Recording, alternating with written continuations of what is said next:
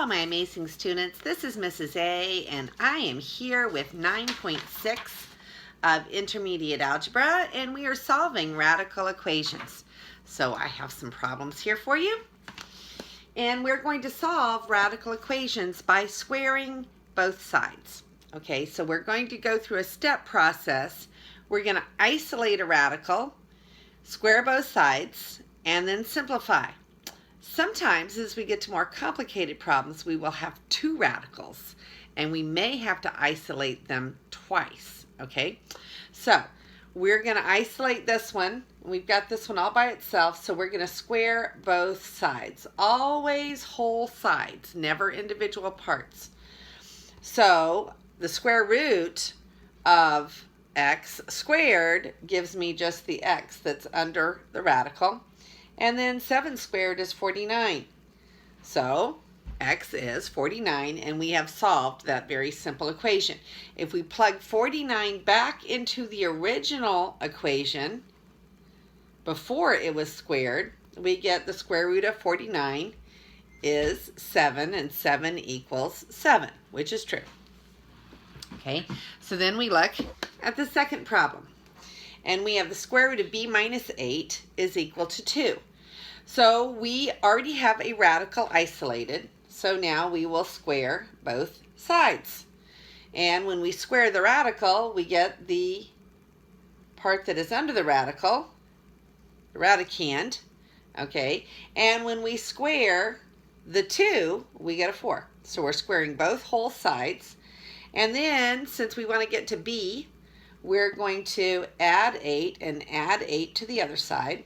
And we're going to get b is equal to 12. Okay, so now to check it, we will plug b is equal to 12 back in here for the b. And if we plug a 12 right there, we get 12 minus 8 is 4. And the square root of 4 is 2.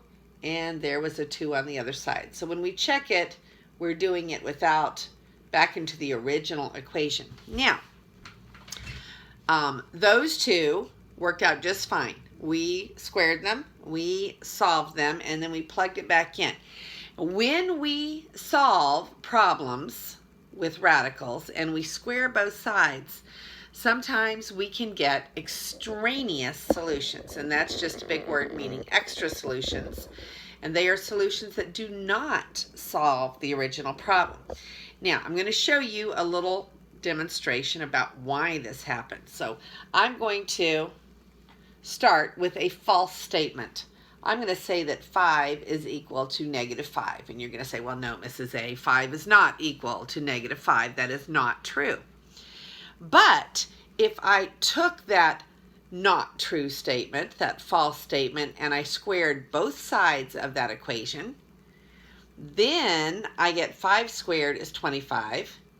And over here I get negative 5 quantity squared, which is negative 5 times negative 5, which is also 25. So starting with a false statement, I squared both sides, and I got a true statement. 25 does equal 25. So that's just a demonstration about how squaring both sides can give you a false solution. All right, so when we use this method to solve a radical equation, we must always plug the solution back into the original equation. Because when we square both sides, we will always get every possible solution, and sometimes we will get extra solutions. So let's do this one.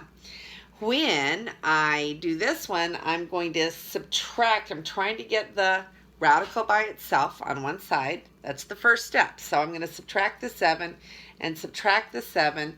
And now I'm going to get the square root of w plus 3 equals negative 4. Okay, now looking at that right now, I realize there's something wrong here because we have already said that the square root, when we see that sign on a radicand, we see it, it's in a book, it's on a test, it's on a written piece of paper, it's already there. we know that means the principal square root. That means it's the positive square root, and I have it set equal to a negative number. So I already know this thing is not supposed to have a solution. There is no number that when I take the square root of it, the principal square root will give me a -4, because the principal square root should always be positive. But I'm going to go ahead and follow the process. I'm going to get a solution, but when I plug the solution back in, it's not going to work. It's an extraneous solution because the original has no solution. Okay, so now I'm going to square both sides. And by the way, I want you to do this if you do get a problem that has no solution. I want you to go through the process and show me that you got what was supposed to be a solution, but you found out it was an extraneous solution. All right, so we're going to square both sides. When we square the radical, we get the w plus 3 that's underneath it. And when we square the -4, we get a 16.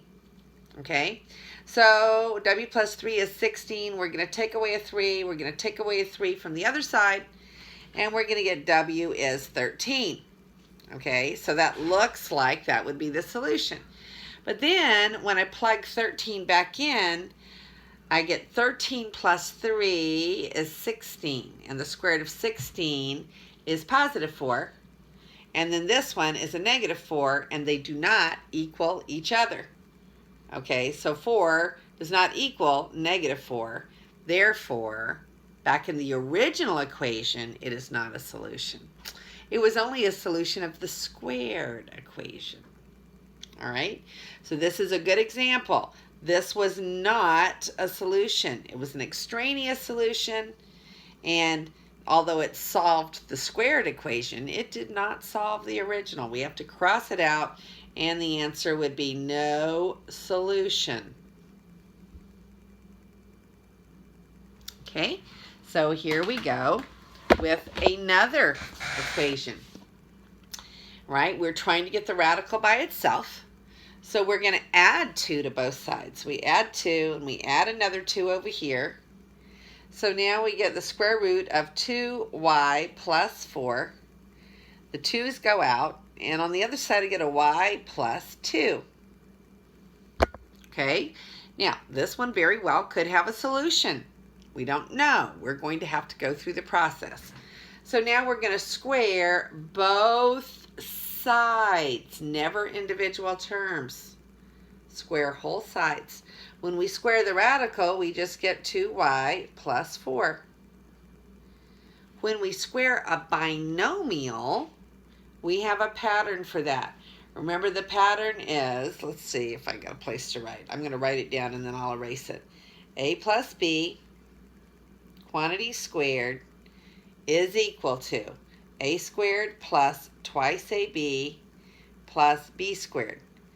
Way back in our polynomial chapter, we were taught this factor. Now, if you take a plus b and multiply it by a plus b, this is what you get when you FOIL it. Okay, so remember, I always say the first term squared, the product of a and b doubled, and the last term squared. So that's the formula that we're using. This is the pattern. So now we're going to erase that. And we're going to square this side. Okay, so since it's a binomial squared, it's going to be the first term squared, the product 2y doubled. So 2y doubled would be 4y. And the last term squared. So now we have two sides of the equation. Notice that both sides of the equation have a 4. I can cancel those 4's because they're on two different sides of the equation. Now, notice that I have a quadratic equation. When I have a quadratic, a y squared term, I want to get a 0 on one side. So I'm going to subtract the 2y from both sides. Okay, so when I do that, I get a minus 2y and a minus 2y from the other side. And my result is going to be what? This goes to 0. And I'm going to get y squared minus 2y is 0. So I'm going to erase this so we have a little bit more room here. Okay, so y squared minus 2y is equal to 0. Okay, that's what I get when I bring that all over to one side. Can I factor that? I'm going to bring out a y and a y minus 2 equals 0. So by my zero factor property, I've got a product equal to 0, so each part will equal 0. So y equals 0 is one solution, and y minus 2 equals 0 is the other one, or y equals 2. Okay, so now that I've got my two proposed solutions, I've got to go back and find my original equation, which I just erased. Okay, so let me find that again. All right, so I'm going to give myself a little space. These were my two proposed solutions over here. So now I'm going to rewrite the original equation, which was 2y plus 4 under the radical minus 2 equals y. Okay, so I'm going back. That's what happens when you have such a small board, right? So these were my two solutions that I think are solutions, but now I have to check, are they real solutions or are they extraneous solutions? Okay, so I'm going to take the y as 0 and I'm going to plug it back into the original, which means that this y is going to become a 0 and this y is going to become a 0. Right, so 2 times 0 is 0, plus 4 is 4. So I have the square root of 4, which is 2, and I get 2 minus 2 is 0. Well, 2 minus 2 is 0. So this solution is a good solution. Now let's check the 2. So I'm going to replace the y's with a 2, and over here I'm going to replace this one with a 2. And now I've got a 2 times 2 is 4, plus 4. So I get 4 plus 4 is square root of 8. Okay, and square root of 8 is 2 square root of 2 minus 2 does not equal 2. Okay, so 2 square root of 2 minus 2 does not equal 2. So this one right here is an extraneous solution. So I always have to plug them both back into the original equation. Okay, and then we have another one here. And this one looks hard, but it's really easy because there's a 0 on the other side. So remember, my first goal is to isolate a radical, and I need to get each radical on opposite sides. But since there's a 0 over there, I can just add this radical to both sides. And then I'm going to end up with the square root of 3b plus 4. And then this one's gone. And now it appears on the other side with the opposite sign. So 2 square root of b minus 1 is on the other side. So I just took it from one side and changed the sign and stuck it on the other. So now when I square both sides, oh, things just get really dandy because I squared the radical, and so I just get a 3b plus 4 on this side. And then on the other side, I'm going to square both parts here. So 2 squared is 4. And the radical squared just gives me b minus 1. So I wind it with 3b plus 4 equals, I'm going to distribute this through 4b minus 4. Okay, well, I just have a linear equation, so I'm going to go ahead and subtract a 3b and subtract a 3b, and when I do that, I end up with a 4 equals a b minus 4, and then if I add a 4 to both sides, I end up with b is equal to 8. Okay, so b equals 8. One solution, b equals 8. Now we go back up to the original to find out if b equals 8 is a real solution or an extraneous solution. So that means right here where I have a b, I'm going to plug in an 8, And over here where I have a b, I'm going to plug in an 8. Okay, so 3 times 8 is 24, plus 4 is 28. Well, the square root of 28 would reduce some, but I'm not worried about that right now, because right now I'm just checking to see if the equation's true. So then the other b was also 8. 8 minus 1 is 7. So I have minus 2 times the square root of 7 equals 0. Okay, so I have this little equation right here. Now, I'm going to look a little bit more at simplifying. Is the square root of 28 equal to 2 square root of 7? Because if it was the same thing, then when I subtracted them, I would get 0. If I take the square root of 28, I'm going to erase this right here to give myself just a little bit of room. The square root of 28 is the square root of 4 times the square root of 7. And the square root of 4 can become 2 square root of 7. And 2 square root of 7, take away 2 square root of 7 is 0. So our one solution was b is equal to 8, and b is equal to 8 is a true solution, not an extraneous solution. All right, students, let's go back to problem number 4. And here's problem number 4 again on the board. And we had it correct up until this point, okay? But I want you to see the mistake that I made, because I always go back and check the answers to see if I got them right, and I lost a sign. So we had it right here. We had it factored on my other board. When I set each factor equal to 0, I get y is 0, but I don't get y is 2. I get y is negative 2. Okay, so if you remember this one, we checked this one and it was right. But then when we checked a 2, which was not the right answer because we missed a sign, it did not work. But let's check and see if negative 2 works, okay? Because it should have been a negative 2. So negative 2 goes right here, and negative 2 goes right here. So let's just see if negative 2 works.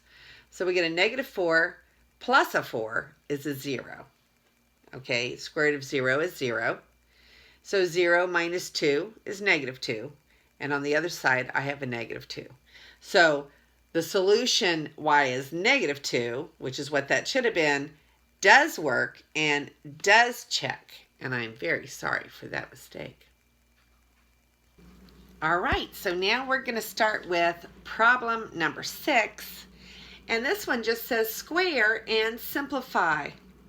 So we're going to take this and square it. And remember, we're using our formula, a plus b quantity squared. Anytime we square a binomial, it is a squared plus twice ab plus b squared. Okay, so this is the formula that we will use over and over when we square a binomial. And notice that we're treating this whole radical like one term. So it's the first term squared, that's your a squared. The first term squared is going to be 36. This product between the first term and the second term, we multiply these together and double it. Okay, so that's your 2ab. Multiplying them together and double it. Now this is outside the radical. This is inside the radical. So when we multiply them together, we simply get 6 times the square root of r plus 1. And when we double it, we get 12 times the square root of r plus 1. So plus 12 times the square root of r plus 1. And then the last term squared will just give me what's under the radical. So the last term squared is r plus 1. So now that we have all of this, we look and say, are there any of these terms that we can put together? We have a 36 whole number and a 1. We can join those together, but we don't have another square root of r plus 1, and we don't have another r. So our final answer is going to be 37 plus 12 square root of r plus 1 plus r. Okay, now if we're going to do that in descending order of the variable, then we would put the r first, and then we would put the radical r, so 12 square root of r plus 1, And lastly, we would put the 37 if we were going to write it in descending order of the variable. And there you have problem number 6. Problem number 7 is going to have to be squared twice because we have 2 radicals that we're going to have to separate. So this is a double squaring here that we're going to have to work on. So remember, we isolate a radical, and we're going to keep this one on the left, and we're going to send this one over here with the 1. So we're going to add this to both sides. Square root of c minus 9, add square root of c minus 9 to the other side. This goes out. On the left, I now have the square root of c equals 1 plus the square root of c minus 9. Now I square both sides. Both whole sides. Okay? So now when I square the radical c, I end up with just a c. When I square a binomial, I'm going to treat this like it's one term. I end up getting my a squared plus twice ab plus b squared. So the first term squared is 1. This product doubled.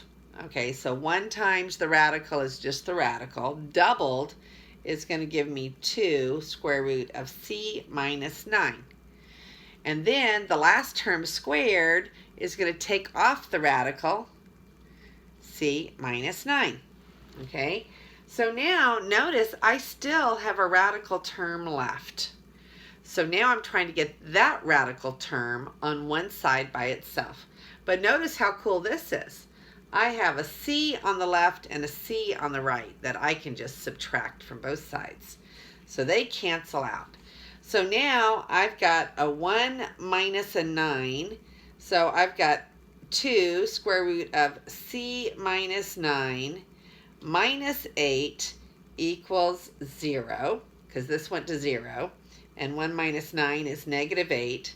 Now, but I don't want to get everything on one side. I only do that when there's a quadratic, right? An x squared. But if I add the 8 to both sides, then I'll get the radical all by itself. So I'm going to add the 8, and I'm going to come over here and add the 8. So now I have got 8 on this side. So I'm just going to erase that and put an 8 right there. And over here I've got a 0 because they cancel out. So this is what I have now. Okay, so now I'm going to square both sides again.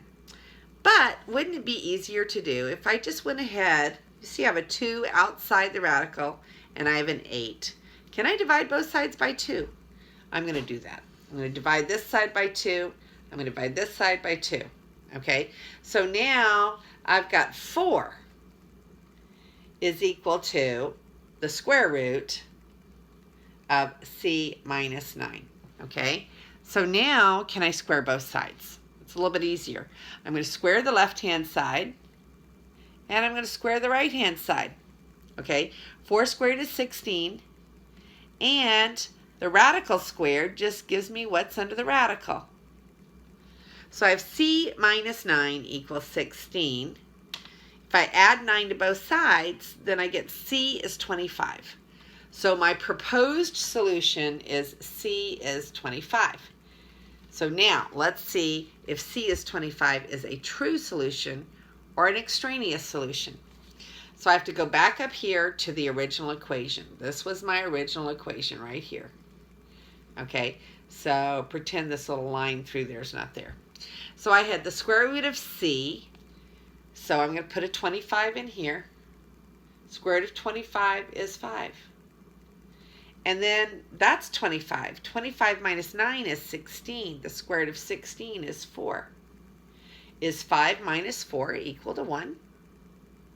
It is.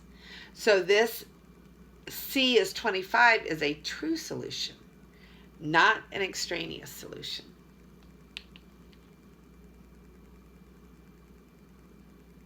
All right, so now we're going to do the next one. And again, this one will have to be squared twice again, because we have 2 radicals that we're going to have to isolate one at a time. So to get this one isolated by itself, I'm going to add the square root of 3k plus 4 to both sides. Okay, so now my new equation will be the square root of 7k plus 8, this cancels, is equal to 2 plus the square root of 3k plus 4, because I added this to both sides. So now that I have isolated one radical, now I square both sides. So I square and I square. Whole sides, always whole sides. So now this one, because it's a radical squared, is just going to leave me a 7k plus 8. This one we're treating like a binomial. First term squared is 4. This product is 2 times the radical, but when I double it, it's 4 times the radical. 3k plus 4. And the last term squared, we'll just take off the radical. So the last term squared will be 3k plus 4. All right, so that's what I have now.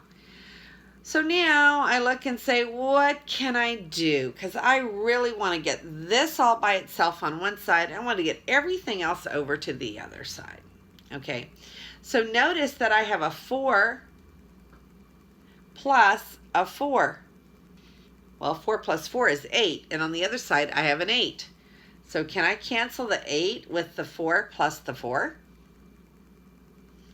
So now, a little bit simpler, I have a 7k equals a 4 square root of 3k plus 4 plus 3k.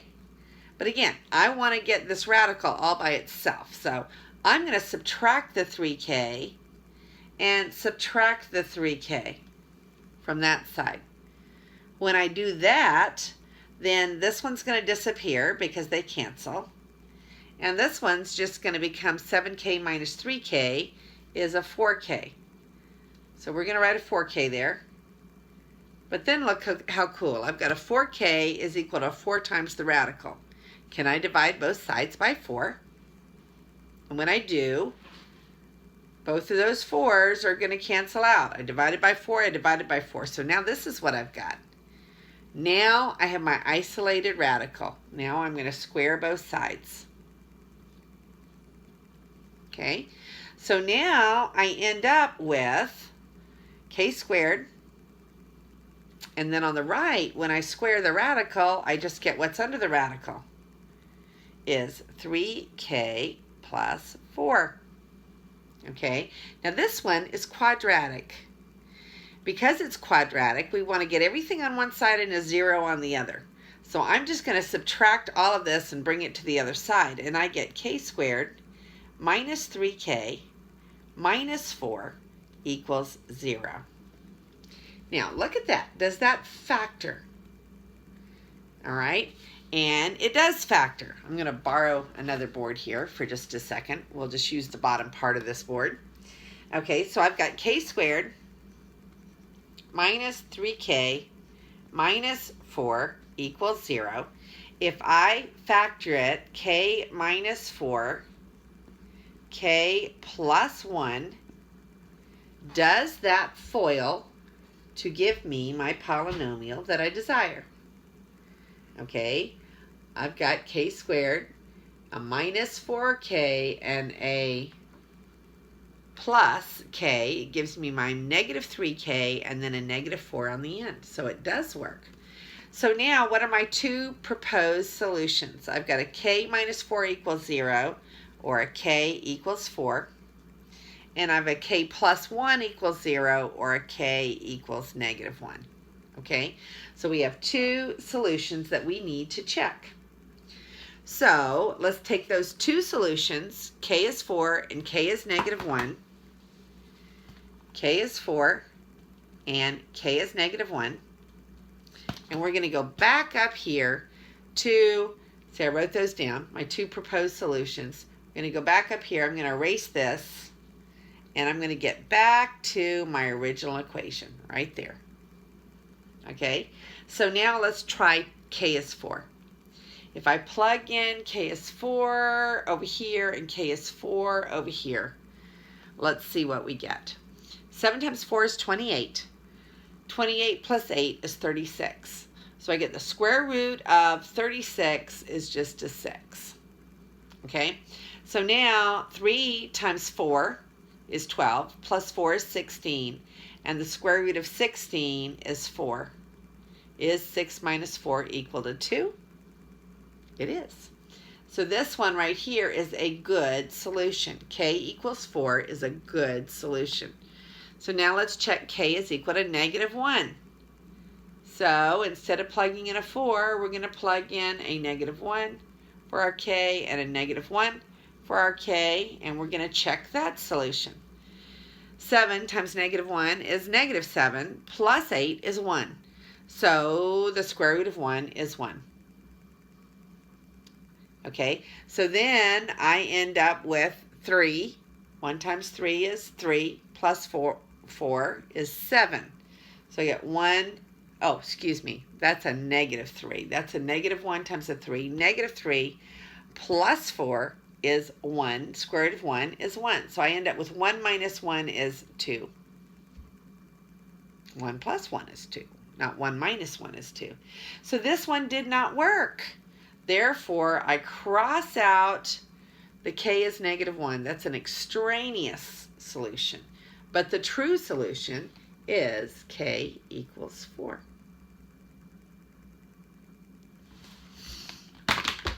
Okay, so now we're going to say what happens when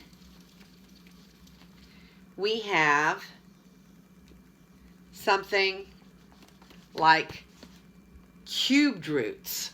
Okay, now remember I told you in class we would not have a difficult cubed root problem. But notice that this one's an easy one because it's got a 0 on the end. So basically we're going to do the same thing. We're going to isolate our radicals. To get this radical by itself, I need to send this radical to the other side. So I'm going to add the 3 cubic root of the radical to both sides. And so I'm going to wind up with 2 cubic root of 5k plus 2 equals positive 3 cubic root of k plus 3. So I basically sent this to the other side with the opposite sign. Now that I have both of them isolated, I can cube both sides. Just like I can square both sides, I can cube both sides. So now 2 cubed is 8. And the cubic root cubed is going to give me 5k plus 2. And on the other side, 3 cubed, this is your index here. That's awfully big. Let's make him smaller. Okay, 3 cubed is 27. And the cubic root cubed is going to give me the k plus 3 that's under the radical. So this is the equation that I get.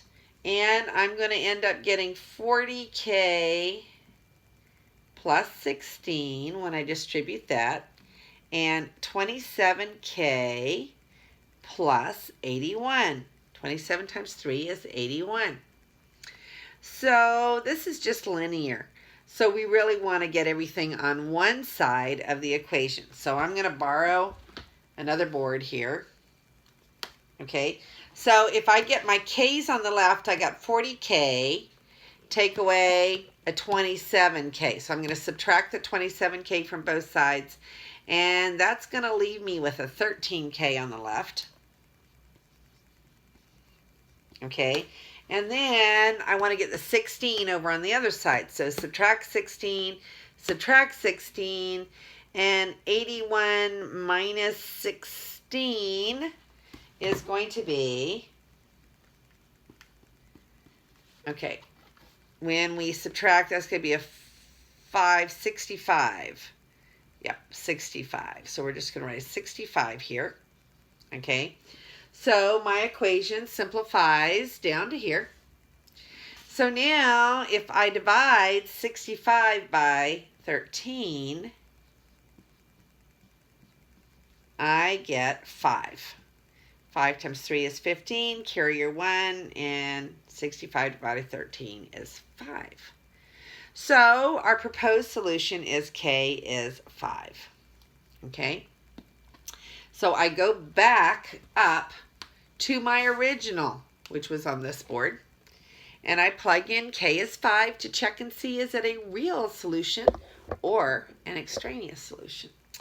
So I plug in a K is 5 here, and I plug in a K is 5 here, and I get 25 plus 2 is 27. The cubic root of 27 is 3. So I've got 2 times 3. Okay, minus, now I plugged in a 5 here. 5 plus 3 is 8. Cubic root of 8 is 2. 3 times 2 is 0. 2 times 3 minus 3 times 2, yep, that's 0. Now, realize that when we cube both sides, we don't have the same problem with extraneous roots that we do when we square both sides. Because when we cube both sides, we do not mess with the sign. A negative number cubed is still a negative number, and a positive number cubed is still a positive number. So cubes and cubic roots don't mess with signs in the same way that squaring something does. So we should not have extraneous roots when we cube both sides. So that is a cubed root problem, and its solution was good, so we would say the solution was 5. And the last one we're going to do is one more of the harder, more difficult square root problems. Okay, so we're going to square both sides because we already have one radical isolated. So we're going to square both sides, whole sides. When we square the radical, we get 5k plus 1. When we square the other side, we get the first term squared, which is going to be just what's under the radical. This product, which is just going to be the radical, doubled 2 times 4k plus minus 3. And then the last term squared is a plus 1. I'm going to squeeze a plus 1 right there. Okay? So plus 1. So now notice that I have a plus 1 and a plus 1. So I'm going to take those out of there. They cancel. And I've got a 5k. On the other side, I've got a 4k. I'm trying to get everything on the other side except for this radical, right? So I'm going to subtract the 4k from both sides. So now I've got k equals negative 3 plus 2 square root of 4k minus 3. But I really want this negative 3 on the other side, so I'm going to add a 3 and add a 3 over here. So now I get a k plus 3 equals 2 square root of 4k minus 3. Okay, so I'm going to leave my equation up there, but I'm going to go ahead and give myself a little bit of room to work this last problem here. Okay, so now I'm going to square both sides of this equation. When I square this side, I have a binomial that I'm going to square. So I'm going to have the first term squared, the product doubled, and the last term squared. Okay, when I square this side, I'm going to have... My daughter's trying to get out of the door. Okay. Okay, here, let me pause the video. All right, so now we're going to square the right-hand side. So 2 squared is 4. And this one squared is going to bring it out of the radical. So 4k minus 3. So now when I distribute this, I'm going to have 16k minus 12 on this side. And k squared plus 6k plus 9 on this side. Now, because I have a quadratic, I want to get everything on the left with a 0 on the right. Okay, so we're going to do that. We're going to subtract a 16k from both sides. And we're going to add a 12 to both sides. So now what do I have left? I have a k squared, a minus 10k, a plus 21 equals, and all this goes to 0. Now, will this factor? Well, it sure will. I'm going to have a k minus a 7 times a k minus a 3 gives me a k squared minus 10k plus 21. So since I set them both equal to 0, I have two proposed solutions. K is 7 and k is 3. Okay, so I've got to check those two solutions. So to plug in the 7, I go back here. If k is 7, I get 5 times 7 is 35 plus 1 is 36. Remember, we're back to our original, so I'll take off those squares. The square root of 36 is 6. Okay, and when I plug in the 7 up here, I get 4 times 7 is 28. Minus 3 is 25. The square root of 25 is 5 plus 1 is 6. 6 does equal 6. So 7 is a good solution. Okay, and 3. We check 3.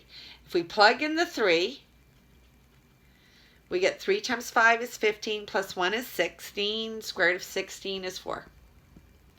Okay, so then I'm plugging in the 3. 4 times 3 is 12. Minus 3 is 9. Square root of 9 is 3 plus 1 is 4. And I get 4 is equal to 4. And I have two good solutions, 7 and 3. And that is the end of 9.7. And this is Mrs. A. And may God bless your day.